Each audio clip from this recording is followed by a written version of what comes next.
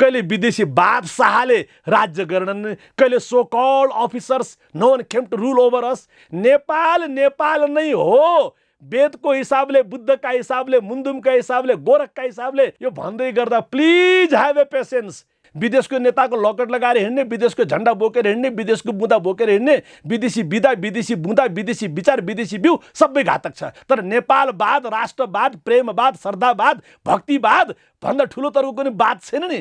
अर्काले बेसारे गफ भन्दैन, अर्काले बेसारे बुढो भन्दैन। That you can explain in English without any confusion and without any kind of confidence, that to have the confidence. प्रधानमन्त्रीज्यूले त्यतिका भनिसके लटर पटर बाहिरको कुरा चाहिँ गर्ने, धर्मनिरपेक्षताको विरोध गर्न नसक्ने।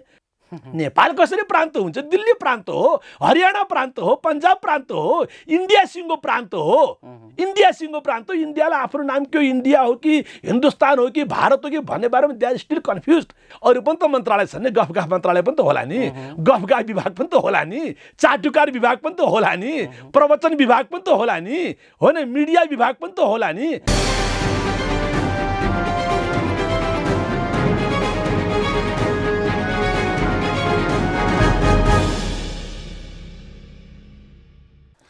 तपाईको सरकार, हाम्रो सरकार, समग्र राष्ट्रको सरकार कार्यक्रम साझा सरोकारमा यहाँहरूलाई हार्दिक स्वागत छ।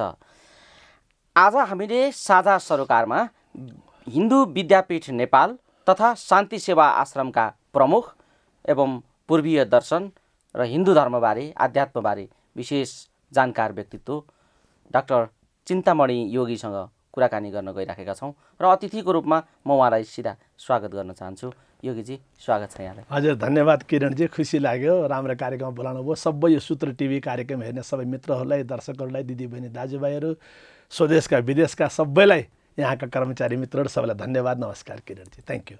योगीजीसँग कुरा गर्नु विषय विज्ञताका हिसाबले मेरा लागि कठिन कुरा हो, तथापि पनि मैले यो सुरु गर्ने अनुमति चाहेँ। आध्यात्मिक रूपमा पूर्वीय दर्शनका हिसाबले, दर्शनका रूपमा हामी धनी छौँ धनी छौँ धनी छौँ भन्ने हामी चर्चा गर्छौँ। हामी नेपालीहरू साँच्चै हामीसँग कति प्रोपर्टी छ पूर्वीय दर्शनमा, हामीले कति हिस्सा राख्छौँ र हामी कति धनी छौँ भन्ने कुरामा चाहिँ आम मानिसहरू हामी अनभिज्ञ छौँ। र कि हामीसँग धनै नहुनुपर्छ कि भएर हामीले थाहा नपाएको हुनुपर्छ? योगीजी, के हो यो खास? हामी कति धनी छौँ या हामी कति दरिद्र हुँदै जाँदैछौँ? के हो यो विषय? अलिकति राखिदिनु। धन्यवाद किरणजी, बडा प्रेमपूर्ण क्वेसन गर्नुभयो। अब धनी छौँ भन्ने कुरामा दुईवटा कुरा हुन्छ, एउटा गौरव भन्छ, एउटा गर्व भन्छ। के हाम्रो संस्कृतिले चाहिँ गौरव गर गर्व नगर भन्छ। गुरु गोरखनाथले गर्व नकरिबा भन्छ कि गर्व नगर, घमण्ड नगर। गौरव त गर्नै पर्छ। हामी कति धनी छौँ भन्ने बारेमा मलाई आज्ञा दिनुहोस्, म 2-3टा श्लोकहरू वाचन गर्ने अनुमति चाहन्छु। स्कन्द पुराणमा के भन्छ भने, कृते सत्यवती गेया त्रेतायाम त तपोवनम द्वापरे मुक्ति सोपानम कलौ नेपालिकापुरी। यानि कि नेपाल भनेको अहिलेको देश होइन। स्कन्द पुराणले के, सत्ययुगमा सत्यवती यसको नाम, त्रेतामा हो तपोवन, द्वापरमा मुक्ति सोपान, नेपाल कलियुगमा भन्छ। नेपाल इति यो ब्रुयात ज्ञानतो पिबा नित्य कृतै नशा मुक्तस्तत्रैव जायते पुनः। जस जसले नेपालको नाम लिन्छ, चाहे त्यो जानेर नजानेर, चाहेर नचाहेर, श्रद्धाले अश्रद्धाले त्यसका सबै पाप नाश हुन्छन् भनेर यसरी नेपालको महिमा गान गरिएको छ।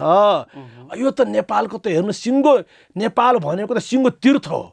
किनकि हेर्नुहोस्, पहिले के थियो भने कि यो सामान्य कुरा, यो वैज्ञानिक कुरा हो, तार्किक कुरा हो, यो बौद्धिक कुरा हो, यो इतिहास सिद्ध कुरा हो, व्यवहार सिद्ध कुरा हो, प्रयोग सिद्ध कुरा हो। सम्पूर्ण वेद पल्टाउनुहोस्, पुराण पल्टाउनुहोस्, उपनिषद पल्टाउनुहोस्, बार के आउँछ भने जहिले पनि ऋषि महर्षि कहाँ गए, नद्यातिरे उपहरे च गिरिणाम सङ्गमे, होइन, कन्दरायाम गुहायाम हिमालय पर्वते, त्यही त हो सबै हाम्रो पुराणका कथा। नेपाल भनेको त्यही हो, जङ्गलको देश नेपाल, पहाडको देश नेपाल, हिमालको देश नेपाल, गुफाहरूको देश नेपाल, सङ्गमहरूको देश नेपाल, नदीहरूको देश नेपाल।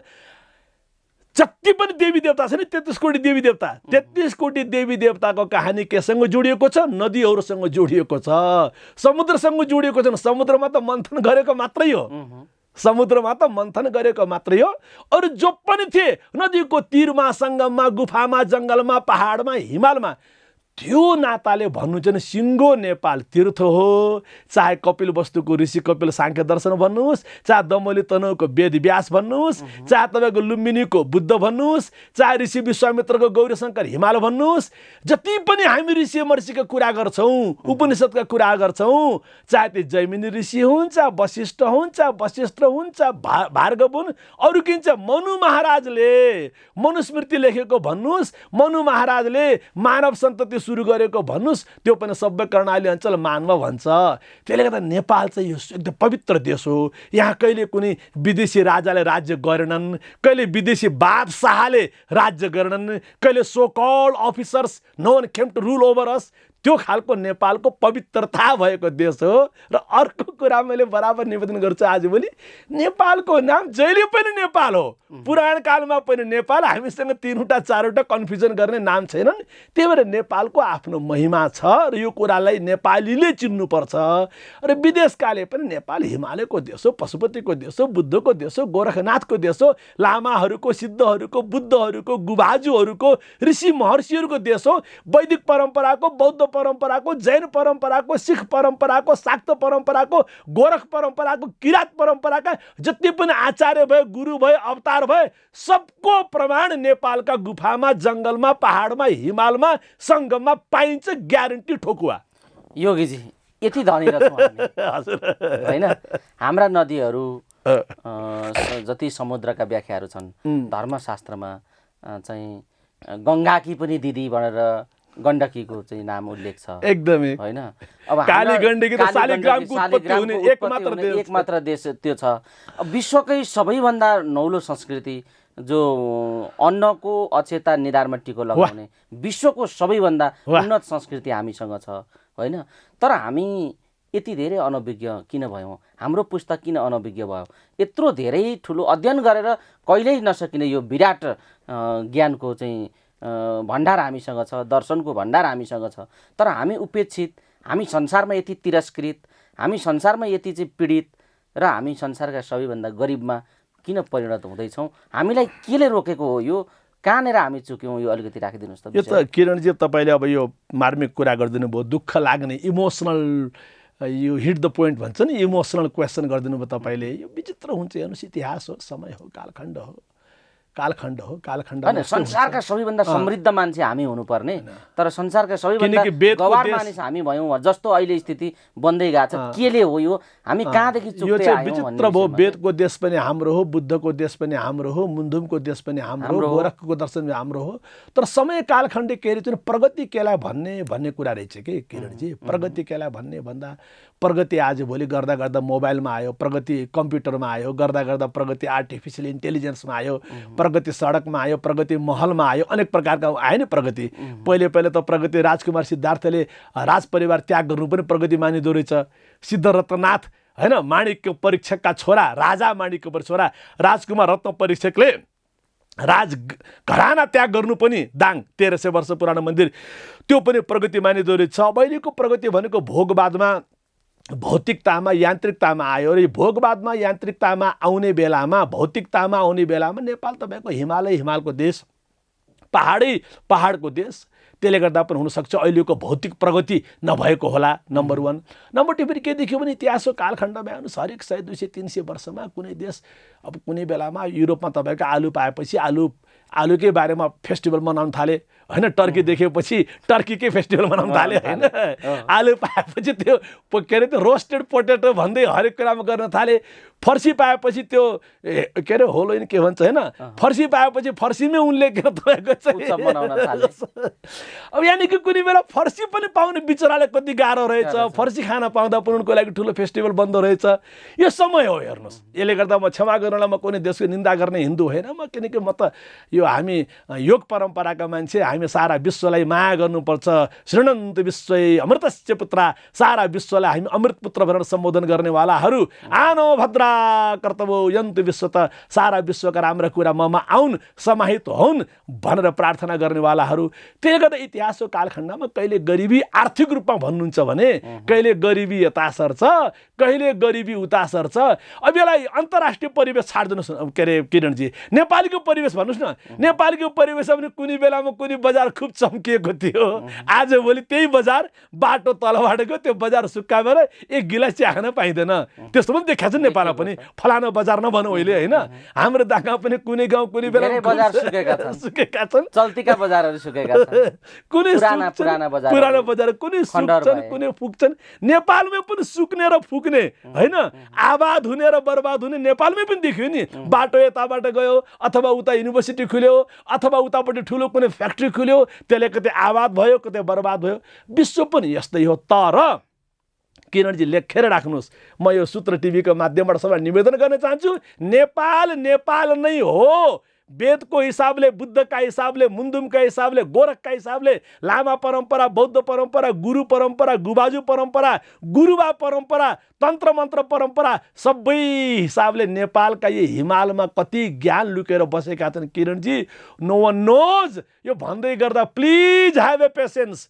एक दिन आउँछ हाम्रो यो के अरे त्यो नेपाल टुरिज्म बोर्डले निकाल्ने त्यो ब्रोसर हुन्छ नि, त्यसमा ओपन म्युजियम भन्छ नि, हो नेपाल चाहिँ ओपन म्युजियम मात्र होइन, ओपन युनिभर्सिटी बन्छ, ओपन टेम्पल बन्छ, ओपन रिसर्च सेन्टर बन्छ, ओपन तपाईँको के भनौँ सरेन्डर स्पिरिचुअल सेन्टर बन्छ। मेरो हृदयको विश्वास त्यही हो। योगीजी, यो विश्वास तपाईँले राख्नु भएको छ, यो क्षेत्रमा यो दर्शनमा एउटा ज्ञान हासिल गर्नुभएको छ। तर रियालिटीमा त हामी एउटा भावनामा रमाउने जस्तो कुरा भयो क्या। यहाँ त उपेक्षा छ नि, जसले पूर्वीय दर्शनको बारेमा बहस गर्न थाल्छ, जसले त्यसलाई आत्मसात गरेर अगाडि बढ्न थाल्छ, त्यो माथि त उपेक्षा हुने, त्यो माथि घृणा फैलाउने, उपेक्षा त यस्तो खालको स्थिति बनिराखेको छ। अब यो कहिले सुधार होला? एउटा भावनात्मक रूपमा, भावनात्मक तरिकाले आफूले लिएको ज्ञान र आफूले प्राप्त गरेका कुराहरूप्रति सम्मान गर्ने, राष्ट्रप्रति गौरव गर्ने, ती क्षेत्रप्रति गौरव गर्ने एउटा कुरा भयो। तर यथार्थमा आम रूपमा हाम्रो जीवनशैली र व्यवहारमा त हामी उपेक्षितै छौँ।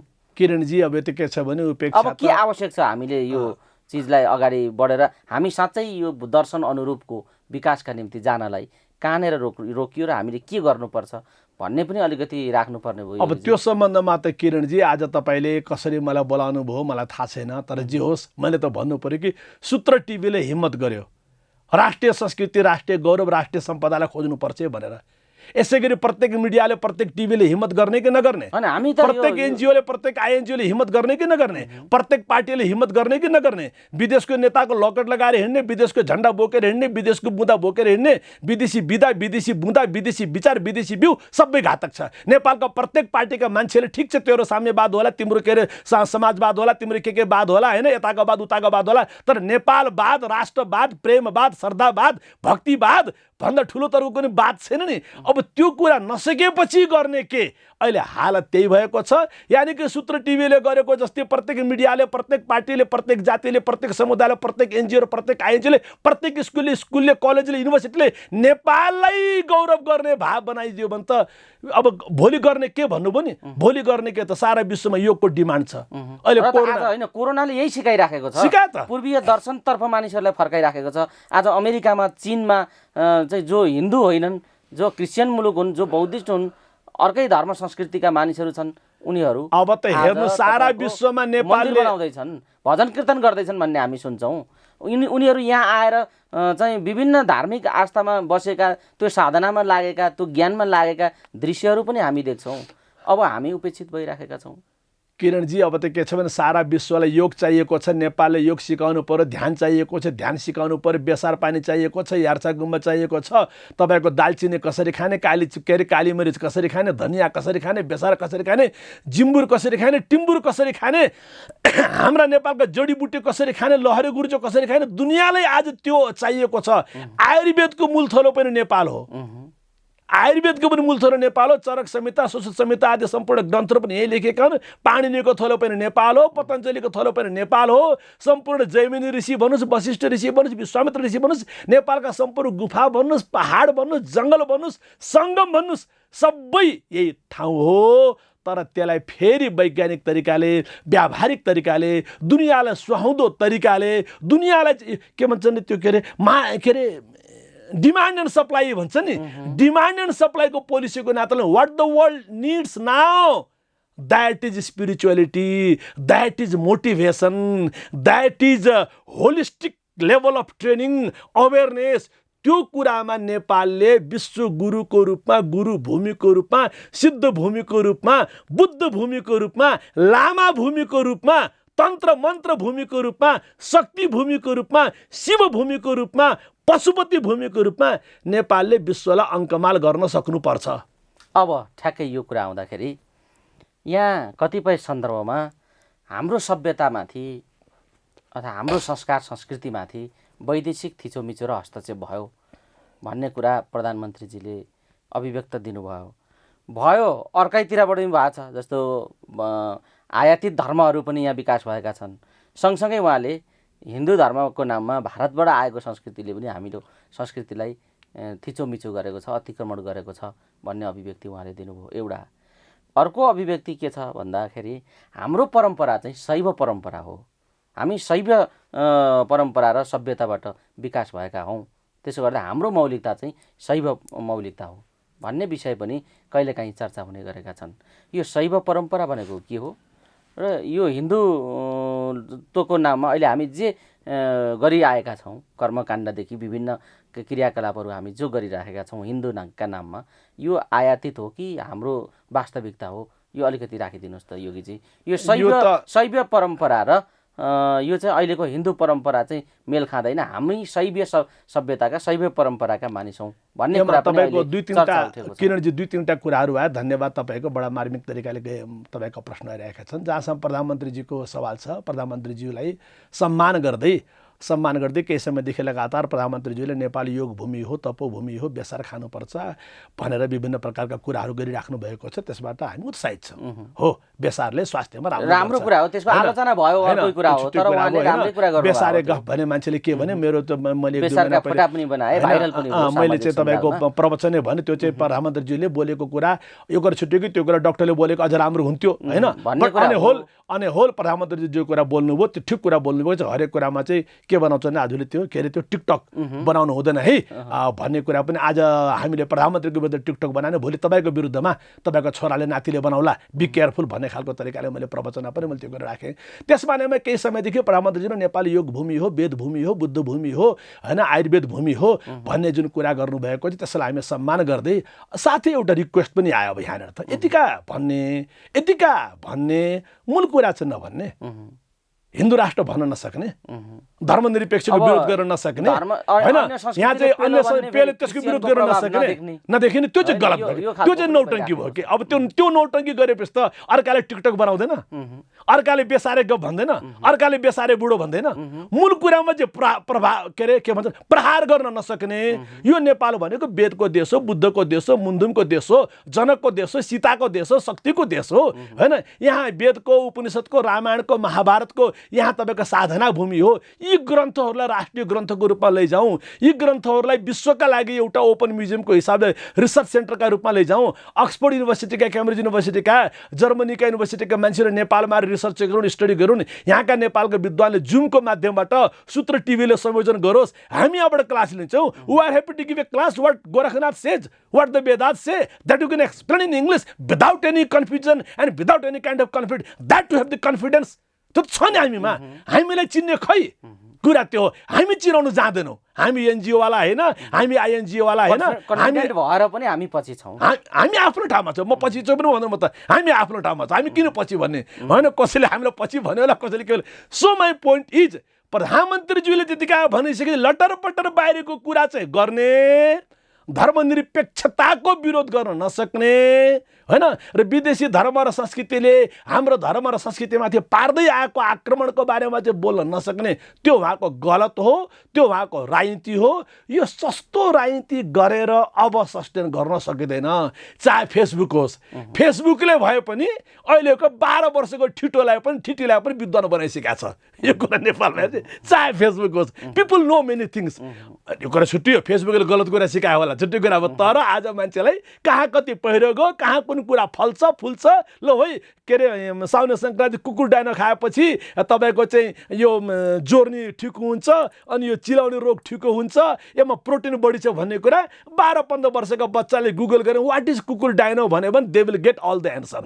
त्यसले गर्दा चाहिँ प्रधानमन्त्रीज्यूले यस्ता कुरामा ध्यान दिनुपर्छ। अब रह्यो अर्को जुन तपाईँको प्रश्न चाहिँ हेर्नुहोस्, अब यो नेपाल भनेको मैले निवेदन गरेँ, वास्तवमा नेपाल भनेको शिवको देश हो, नेपाल बुद्धको देश हो, नेपाल वेदको देश हो, नेपाल तपाईँको सीताको देश हो, नेपाल तपाईँको शक्तिको देश हो।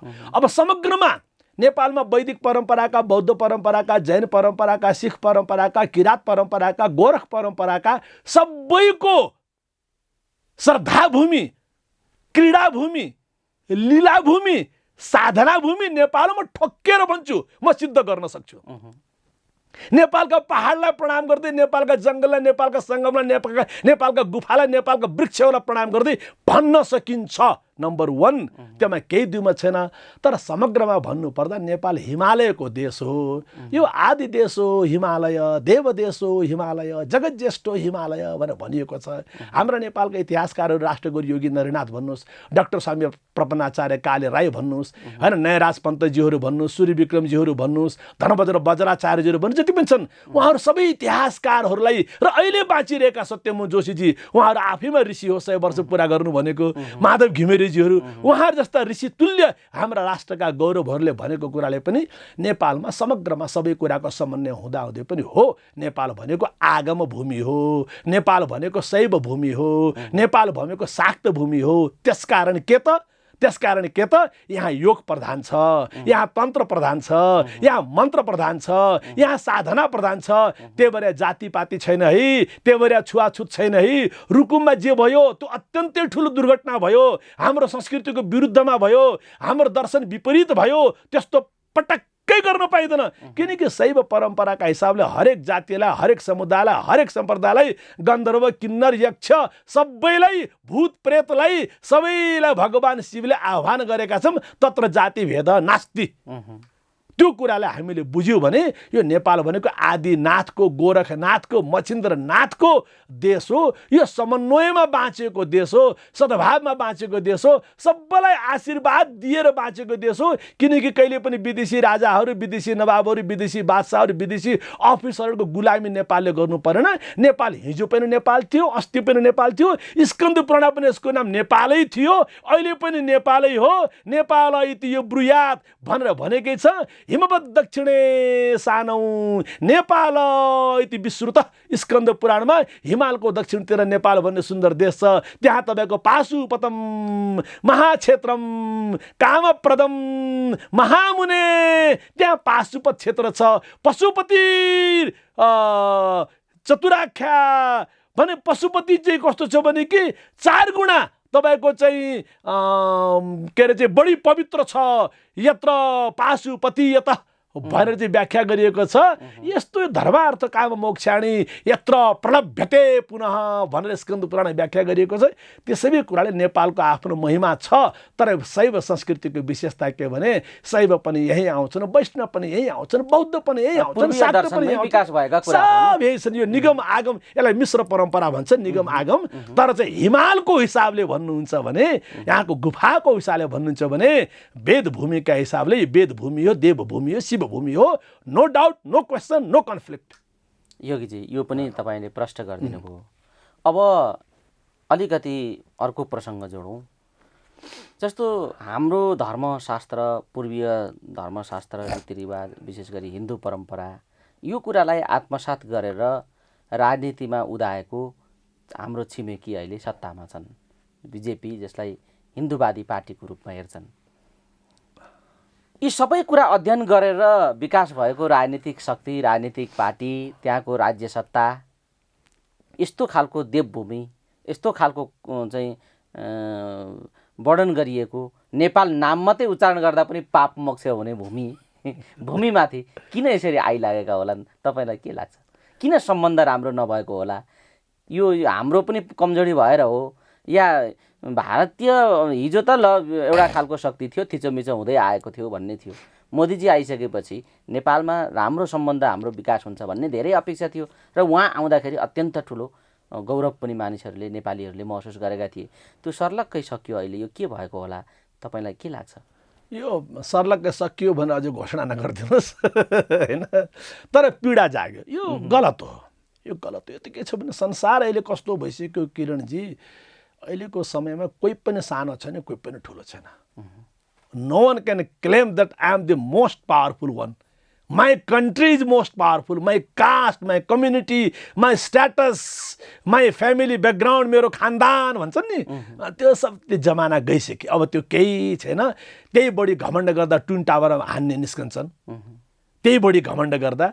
फेरि अहिले त सबभन्दा ठुलो कुरा, दुनियाँका ठुला ठुला घमण्डीहरूलाई, दुनियाँका ठुला ठुला पावरफुलहरूलाई घुँडा टेकाइदियो भाइरसले होइन। अब भन्नुपर्दा एक प्रकारले जाबो भाइरस, जाबो भाइरस त के हो? आँचु गर्दा जाने भाइरस एक प्रकारले भनौँ न। त्यो जाबो भाइरसले हाम्रो कन्ट्रीको most powerful economy, most powerful politics, most powerful social order, most powerful science and technology भन्ने देशहरूमा मान्छे तपाईँको दुर्भाग्य पीडाको विषय चाहिँ मेरो सबैप्रति सहानुभूति छ। तर मान्छे कुखुरा मरेको भन्दा पनि डरलाग्दो तरिकाले मर्नुपर्ने अवस्था। त्यही भएर घमण्ड नगर है भन्ने कुरा यो कोरोनाले पनि सिकायो अहिले। अब अहिलेको यो कन्टेस्टमा त अहिले भारतकै डाइरेक्ट नामै लिएर भन्नुभयो, यो सम्बन्ध त के भन्नु छ हेर्नुहोस्। अब जे जस्तो भए पनि काला पानीलाई छोइदिने, बुद्धको जन्मभूमि इन्डिया हो भनिदिने, यी सबै कुराले नेपालीको हृदय आहत भएको छ। हामीले अहिले पनि गीत गाउँछौँ, पश्चिमी किल्ला काँगडा पूर्वमा टिस्टा पुगेका थियौँ, हामी गीत गाउँछौँ, हामी कविता लेख्छौँ, कथा लेख्छौँ, साहित्यका कुराहरू सिर्जना गर्छौँ, हामी आँसु बगाउँछौँ। र कहिले त्यो बेल्टमा गएको बेला, आसामतिर दार्जिलिङतिर गएको बेला नेपालीसँग भेट्दा अँगालो मर्छ, यता सन्चै हुनुहुन्छ भन्छौँ, नेपाली भाषामा कुरा गर्छौँ, नेपाली दोहोरी खेल्छौँ। अहिले पनि हामीहरूको चाहिँ आदान प्रदान आदि इत्यादि होइन, हाम्रो रोटीबिटी त वास्तवमा त्यहाँ भइरहेछ समग्र नेपालको भन्ने हो भने, तराई बेल्टको बाहेकको कुरा गर्ने हो भने त्यो हाम्रो चलिरहेको छ, त्यो छँदैछ। अब त्यो हुँदाहुँदै पनि बुद्धको जन्मभूमिलाई लिएर, काला पानीको प्रसङ्गलाई लिएर भारतले गरेका व्यवहारले गर्दा चाहिँ नेपाली हृदय आहत भएको छ। त्यसमा चाहिँ भारतले यसमा चाहिँ आफ्नो बुद्धिमानी, ठुलोले ठुलोपन, सागरले सागरपन, समुद्रले समुद्रपन भन्छ नि, हिमालले हिमालीपनलाई कायम गर्नुपर्छ है। हिमाल ढल्क्यो भने, हिमाल ढल्यो भने, हिमालका हिमतालहरू फुट्यो भने के हुन्छ? सागर माथियो भने के हुन्छ भनेको जस्तै हिमालले हिमालीपन, चट्टानपनलाई कायम गर्नुपर्छ, सागरले सागरपन, मर्यादापनलाई कायम गर्नुपर्छ। सागर छचल्गियो पनि फाइदा छैन, हिमाल यदि फुट्यो भने पनि कसैलाई फाइदा छैन। यहाँ धेरै कुरा बगेर जानेवाला छ। यो चाहिँ मेरो निवेदन हो। बडा रचनात्मक ढङ्गले तपाईँले राखिदिनु भयो कुराकानी योगीजी। अलिकति प्रसङ्ग गरौँ। हाम्रो शास्त्र, हाम्रो आध्यात्ममा भगवानहरूका सन्दर्भमा कुरा आउँदा कृष्णको आफ्नै महिमा छ, ब्रह्मा विष्णु महेश्वरको आफ्नै महिमा छ, हाम्रा नदीहरूको आफ्नै वर्णन छ, यी छँदैछन्। तथापि यो हाम्रो आध्यात्ममा भगवान मर्यादा पुरुषोत्तम रामको कस्तो खालको भूमिका, सन्दर्भ छ, महत्त्व छ? योगीजी अलिकति यो राखिदिनु। यो त के छ भने हेर्नुहोस्, अब नेपालमा हाम्रो सबभन्दा पहिले गीतामा धर्म संस्थापनार्थाय सम्भवामि युगे युगे, यो अलि लामो प्रश्न हो, यसको व्याख्या गर्दा लामो हुन जाला। त्यसकारण चाहिँ पुरुषोत्तम हामी त अवतारवादमा विश्वास गर्छौँ। राम पनि, कृष्ण पनि, बुद्ध पनि सबै अवतारको रूपमा समय प्रकट भएका हुन्। र तीमध्ये राम बिना हाम्रो जुन हिन्दू संस्कृति हो, सनातन संस्कृति हो, त्यसको इतिहास अधुरो छ। र नेपाल भनेको भगवान रामको पनि लीला भूमि हो, साधना भूमि हो, भ्रमण भूमि हो, क्रीडा भूमि हो। नेपाल भनेको भगवान श्रीकृष्णको पनि क्रीडा भूमि, लीला भूमि, भ्रमण भूमि हो। सिङ्गो महाभारत हामीसँग छ। रामसँग जोडिएका सरयू नदीहरू, तम्सा नदीहरू हामीसँग छन्। रामसँग जोडिएको भगवान राम के अरे भगवती सीताको जनकपुर हामीसँग छ। जनक हामीसँग छन्। भगवान रामका पुत्र लवकुश जन्मिएको नवलपरासी त्रिवेणी धाम हामीसँग छ। भगवान रामले ऋष्यशृङ्ग ऋषिको दर्शन गर्न आएको तमघास रेसुङ्गा, जसको आशीर्वादले पुत्रेष्टि यज्ञ गराएर वशिष्ठको निर्देशनमा अनुरोधमा ऋषेशरङ्ग ऋषिले पुत्रेष्टि यज्ञ गराएर राम लक्ष्मण भरत शत्रुघ्नको जन्म भएको पछि उनी कृतज्ञता ज्ञापन गर्ने क्रममा आउने बेलामा बाटामा धनुष चलाएर बाणगङ्गा प्रकट भएको होइन, रामनगर हुँदै आएको, रामकुवा हुँदै आएको, माथि रेसुङ्गा पनि गएर रामकुवा बनाएका यस्ता प्रसङ्गहरू छन्। यही तपाईँको हाम्रो काठमाडौँमा यो गोकर्णेश्वरमा रावणले आएर तपस्या गरेको सिङ्गो यो नेपाल त के भने कि रामसँग, बुद्धसँग, कृष्णसँग, गोरखनाथसँग सबैसँग जोडिएको छ। यसमा केही द्विमत छैन। अब रह्यो अझ त्योभन्दा पनि माथि राम भनेको संस्कृति हो। तपाईँ कल्पना गर्नु जुन बेलामा रामको हाम्रो यो दर्शनमा भन्ने अलिकति मैले तपाईँलाई त्यहाँ छोटकरीमा हजुर रामको त हेर्नुहोस् के छ भने कि दर्शन र संस्कृतिका हिसाबले भन्नुहुन्छ भने त अब हाम्रो भगवान के अरे रामको बारेमा हाम्रै भानुभक्ति रामायणमा कस्तो राम्रो कुरा भन्यो अध्यात्मक हिसाबले, राम हुन्न परात्मा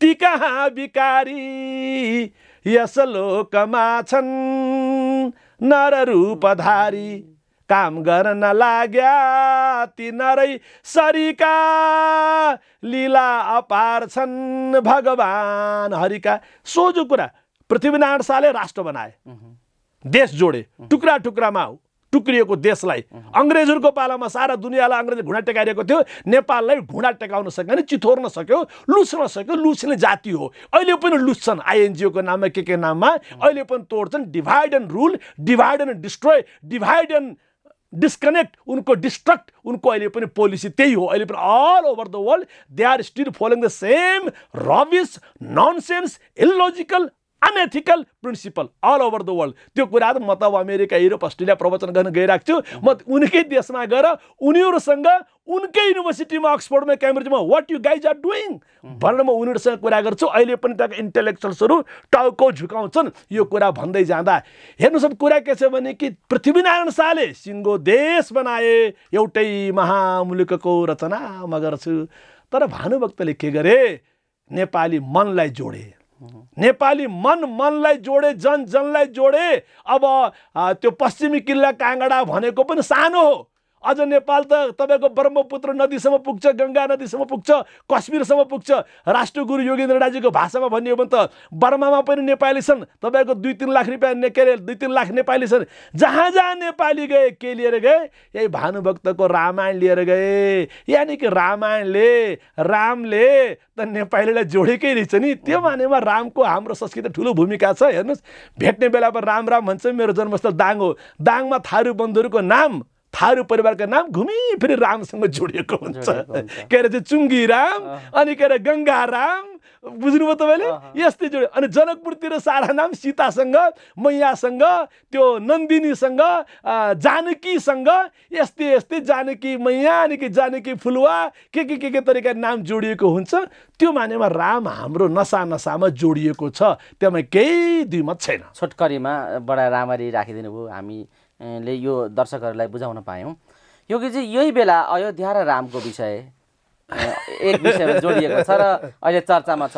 भारतीय हाम्रा छिमेकी मित्र राष्ट्र भारतका नागरिकहरूले अहिले हाम्रा प्रधानमन्त्रीसँग चित्त दुखाइराखेको स्थिति छ।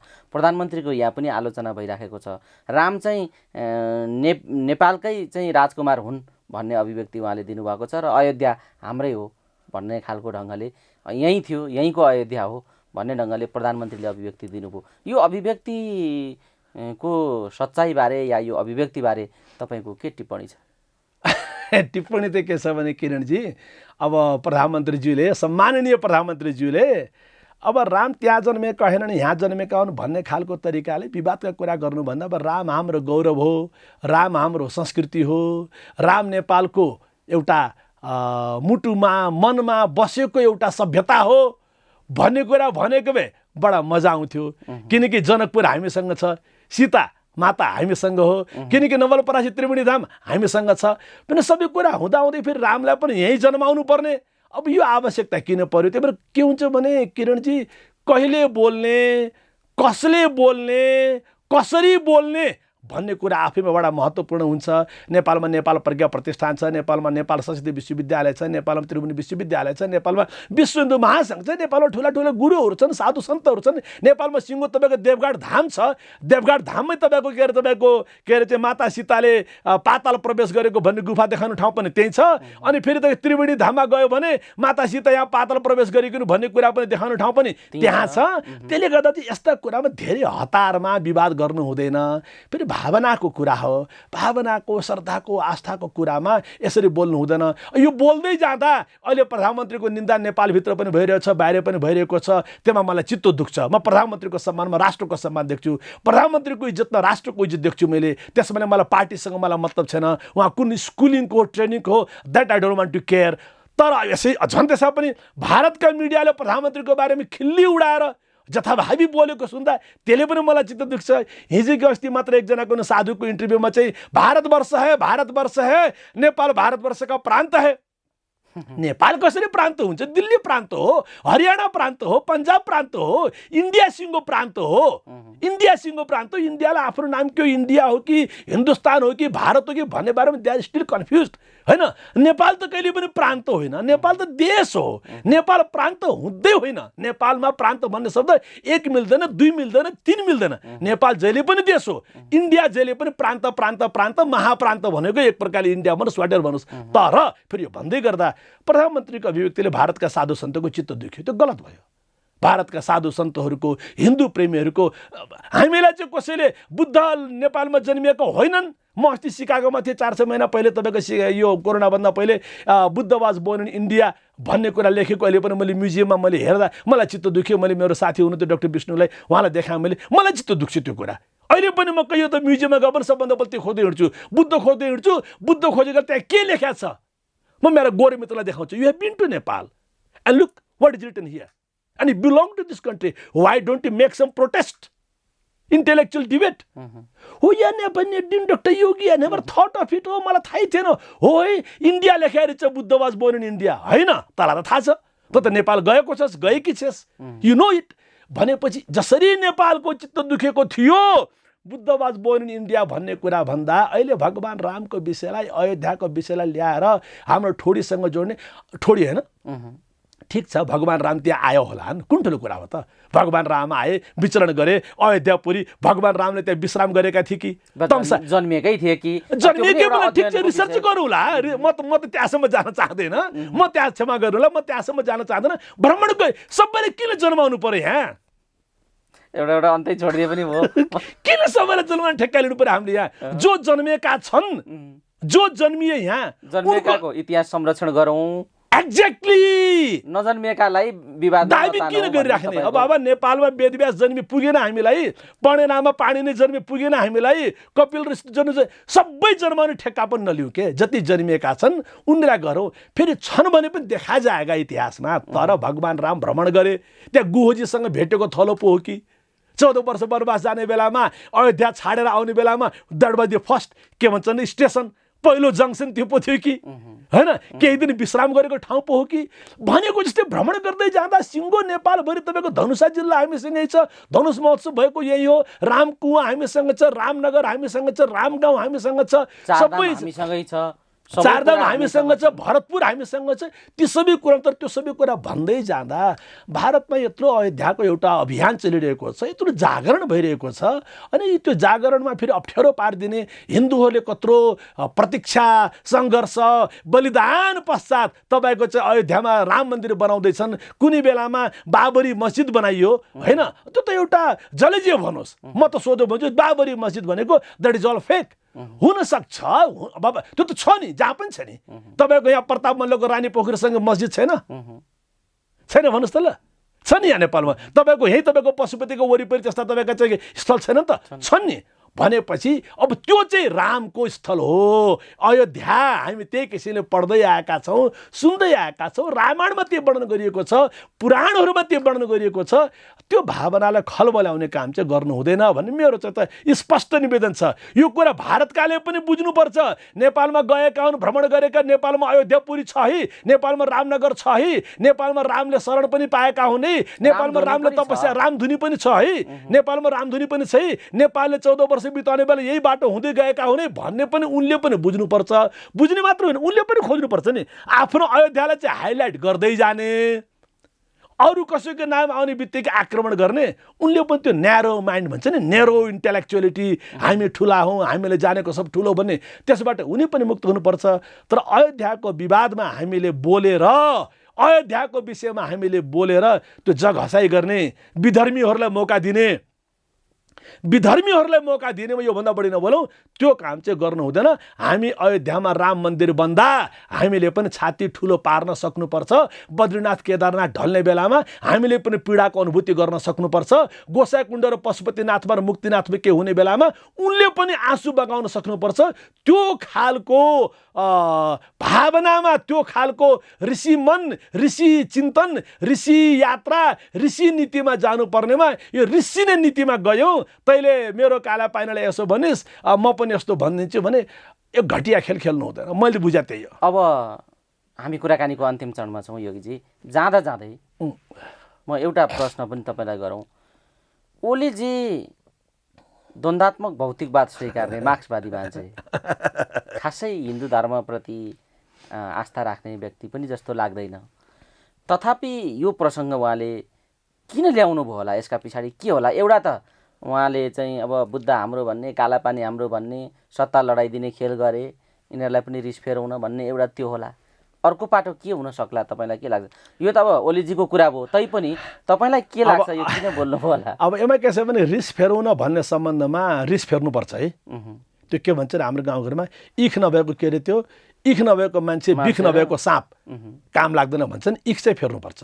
यो राष्ट्रको कुरा हो नि, राष्ट्रको कुरा हो। त्यो पनि त्यो राष्ट्र जो कहिले गुलाम भएन, त्यो राष्ट्र जसको आफ्नो नेपाली झन्डा छ, कतै कसैको नभएको, त्यो राष्ट्र जसको आफ्नो नेपाली भाषा छ, त्यो राष्ट्र जसको आफ्नो नेपाली विधा छ, त्यो राष्ट्र जसको आफ्नो नेपाली क्यालेन्डर छ, त्यो राष्ट्र जसको आफ्नै वेद छ, आफ्नै शालिग्राम छ, आफ्नै पशुपति छ। सभ्यताको एउटा चाहिँ केन्द्र नै छ। हामी त देव देश हो हिमालय, वेद देश हो हिमालय, बुद्ध देश हो हिमालय, जगत ज्येष्ठ हिमालय, सिद्ध देश हो हिमालय भनेर, लामा देश हो हिमालय भनेर घोषणा गर्नेवाला हो नि हामी त। हामी त कसैको गुलामीमा बसेका होइन नि, गुलामीपन, मलामीपन, सलामीपन छैन। त्यसले गर्दा चाहिँ इख चाहिँ राख्नुपर्छ। तर प्रधानमन्त्रीले इख राख्दा लेने के देने पड्गे हुन्छ कि भन्ने पनि त सोच्नु पर्यो। त्यसको लागि त अरू पनि त मन्त्रालय छन् नि, गफगाफ मन्त्रालय पनि त होला नि, गफगाफ विभाग पनि त होला नि, चाटुकार विभाग पनि त होला नि, प्रवचन विभाग पनि त होला नि, हो नि, मिडिया विभाग पनि त होला नि। अन्त अरूले पनि बोले हुन्छ। एउटा कुरा त्यो सोचौँ। अब रह्यो ल एकछिन अब सकारात्मक बनाऊ। त्यसो भए ल ठिक छ त, अब यो सकारात्मक बोलीले अब हामीले काला पानी पाउँछौँ है। ल अब बुद्धको बारेमा, बुद्ध जन्मभूमिको बारे विवाद उठ्दैन है।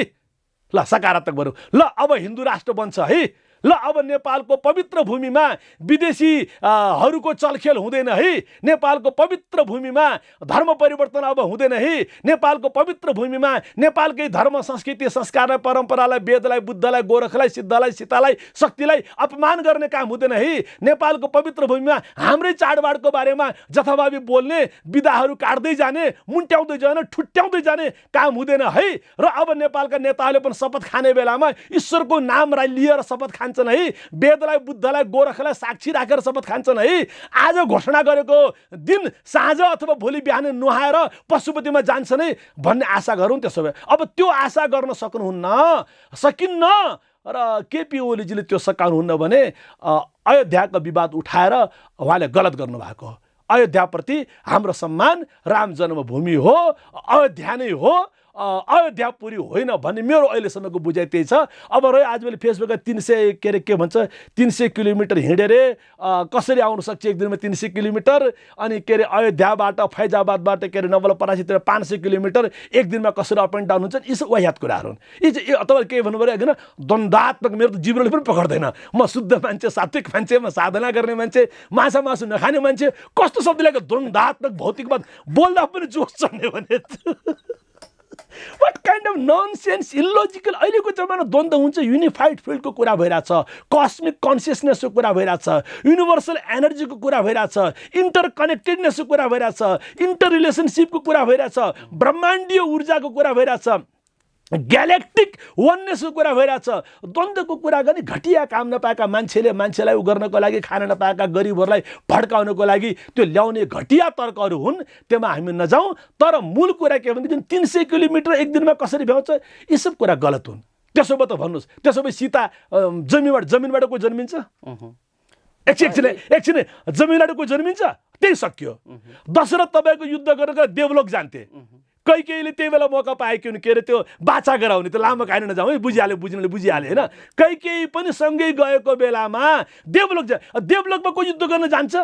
भगवान राम 16,000 वर्ष बाँचेको थिए, 16,000 वर्ष बाँच्छ। यो द्वन्द्वात्मक भौतिकवादी, यो तार्किक बुद्धिवादी न्यारो कन्सेप्ट, यो माओले सिकाएको, मार्क्सले सिकाएको, लेनिनले सिकाएको, गणितीय हिसाबले सिकाएको यो गणितलाई हामी मान्दैनौँ। ठिक छ, यो आध्यात्म र यो पाटो फरक पनि हो, यसलाई यसरी नै बुझौँ भन्ने योगीजीको कुरा आयो। अब हामी कुराकानीको ठ्याक्कै अन्तिम, आज सांस्कृतिक हिसाबले पनि एउटा महत्त्वपूर्ण पर्वकै दिन हो, आज लुतो फ्याक्ने दिन पनि हो होइन। हाम्रो संस्कृतिमा यो पनि एउटा छ। योगीजी यो के हो? यो अलिकति आज यो सन्दर्भ लुतो फ्याक्नै पर्छ, तर यो के सन्दर्भसँग हाम्रो यो म भन्छु। लुतो नम्बर 1 लुतो फ्याक्नै पर्छ। लुतो फ्याक्ने बेलामा बाहुनलाई विरोध गर्दै होइन, नेवार गुरुङ मगरलाई विरोध गर्दै सानो जाति, फलाना जाति, अछुत जाति भनेर लुतो फ्याक्न पाइँदैन। छिमेकी मुलुकका पनि फ्याक्न पाइँदैन। र छिमेकी मुलुकले पनि खबरदार, सानो देश छ भन्दैमा अहिले सानो र ठुलोको परिभाषा के? फेरि यो के नेपाल सानो छलाई हाम्रो महाकवि लक्ष्मीप्रसाद देवकोटा कवितालाई इङ्ग्लिसमा पनि, हिन्दीमा पनि, अवधी भाषामा पनि, गुजराती भाषामा पनि ट्रान्सलेट गरेर पठाइदिनुपर्छ इन्डियाका मान्छेलाई पनि होइन। नेपाल सानो छैन, नेपाल सानो छैन भन्ने उनले पनि बुझ्नुपर्छ। उनले पनि लुतो हामी कहाँ फ्याक्न पाउँदैन। अब र लुतोको परम्परा कसरी आयो भन्दा चाहिँ फ्याक्ने किन आयो भने के संस्कारमा यो कसरी आयो भन्दा साउन महिना भनेको खेतीको मध्यभाग, के अरे हाम्रो गाउँले भाषा के मचामच भन्छ नि, मचामत सकियो, रोपाईको मूल भाग सकियो। किन खेतीको धान रोप्ने, धान भनेको नेपालको एउटा मुख्य अन्नको रूपमा मानिन्छ, त्यही भएर धानको टिका लगाइन्छ, अक्षताको टिका लगाइन्छ। धान रोप्ने जुन मूल भाग हो, जुन बेला चर्मरोगको सम्भावना थियो, जुन बेला यो कापहरू पाक्ने होइन सम्भावना थियो, त्यो सब कुराको मूल भाग सकियो। अब अलिकति स्वास्थ्यलाई पनि ख्याल गर है, अब चर्मरोग आदि इत्यादि होला भन्ने क्रममा लुतो फ्याक्ने भन्ने कुरा आएको हो। कण्डारक, तपाईँले राम्रो बेलामा प्रश्न उठाउनुभयो किरणजी। कण्डारक भन्ने कुनै एउटा राक्षसको रूपमा पनि कल्पना गरिएको छ, राक्षसको देवताको रूपमा पनि कल्पना गरिएको छ।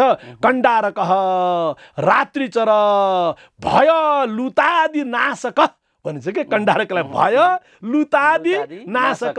सायद यो कस्तो विचित्र के, कहिलेकाहीँ त ऋषि वर्षीको कुरा सुन्दा, सम्झिँदा, वाचन गर्दा, विश्लेषण गर्दा, त्यसको पुनर्चिन्तन गर्दा आँखाबाट आँसु आउँछ भने कस्ता ऋषि। जन्मका पनि देवता छन् रे, मृत्युका पनि देवता छन् रे, लुतोका पनि देवता छन् रे। बिफर होइन के अरे त्यो बिफर, के अरे बिफरलाई के चेचक भन्छ होइन, चर्म के होइन चेचक बिफर होइन, बिफर रोगको के अरे शीतलामाई भन्थ्यो कि। हेर्नुहोस् त, रोगका पनि देवता हुने, रोगका पनि देवता हुने। सायद अहिलेको यो भाइरस पनि, यो कोरोना पनि, कोभिड-19 के भन्छ, यो हाम्रो कण्डारक ऋषि पो हो कि नाम पनि कोभिड कोरोना कतै मिल्ला संयोग होला जे होला होइन। म त्यसै गरी त्यो प्रधानमन्त्री जस्तो भाषा बोल्न चाहँदैन, क्षमा चाहन्छु म होइन। तर एउटा कुरा नि, कण्डारक भनेको जस्तै कतै यो पनि आएको होला। त्यही भएर यस्तो कुरालाई ख्याल गर्दै हामीले जाने हो। तर लुतो फालौँ, विचारको लुतो, शरीरको लुतो भन्दा पनि विचारको लुतो फालौँ र लुतो सल्काउने काम पनि नगरौँ, कोरोना सल्काउने काम पनि नगरौँ। र अयोध्यामा रामको जन्मभूमि जुन छ त्यसलाई पनि सम्मान गरौँ, नेपालको बुद्ध जन्मभूमि त्यसलाई पनि सम्मान गरौँ। नेपालको काला पानी कसैले पनि कालो आँखा लगाउनु हुँदैन। नेपालको पशुपतिनाथको जय हुनुपर्छ, मुक्तिनाथको जय हुनुपर्छ, नेपालको गोसाइकुण्डको जय हुनुपर्छ र इन्डियाका पनि तीर्थहरूको जय हुनुपर्छ।